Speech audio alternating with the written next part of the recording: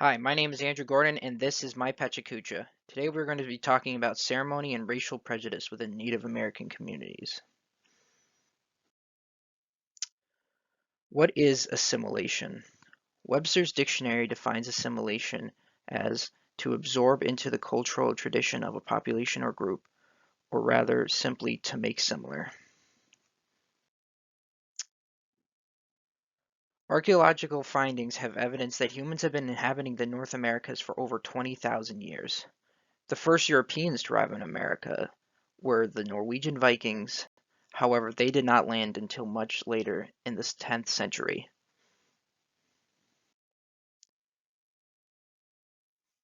Natives were often at conflict with European settlers. Some relations, however, were better than others. The natives typically maintained a good relationship with French traders. However, relations with English and Spanish settlers were mixed. Many natives fought on opposing sides during the French and Indian War. During the Revolutionary War, again Native American tribes were forced to pick sides. After the war, George Washington wanted to deal with the natives immediately. He wanted to assimilate them to make them part of the country. The president even came up with a six-point plan for the natives, along with Henry Knox, who was one of his generals during the war. The Indian Removal Act was created in 1830 by Andrew Jackson, who was a notorious Native American hater. This act called for the forced removal of all Native Americans living east of Mississippi and being forced to the west. The Choctaw tribe was the first to be removed in September 27, 1830.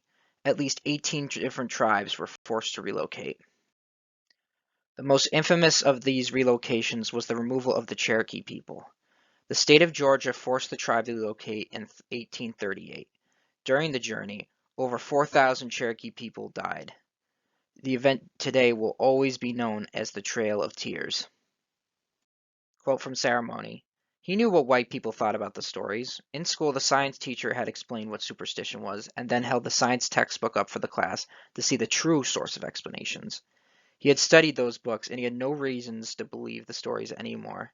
The science book explained the causes and effects.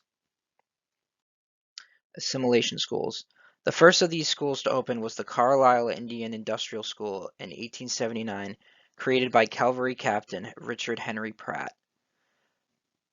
The purpose of these schools was to indoctrinate young natives into giving away their native identities to become more white. Pratt said he wanted to kill the Indian in him and save the man. Abuses in assimilation schools. Children were almost always taken away from their parents without their consent. Natives were often beaten for speaking their native language in these schools. Children were often starved if they did not comply, and unfortunately, rapes and sexual assaults were extremely common. Thesis.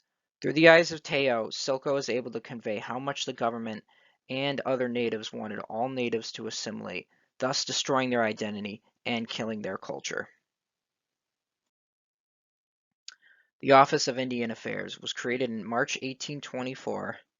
The purpose of this organization was creating and enforcing the treaties that natives were often forced to sign and that whites would often break.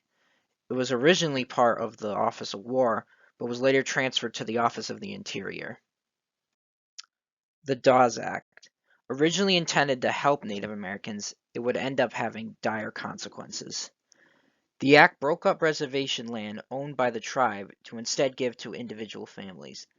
The government could then purchase that land for a reasonable price. Consequences of the Dawes Act. The Dawes Act did far more harm to the natives than it did to help them.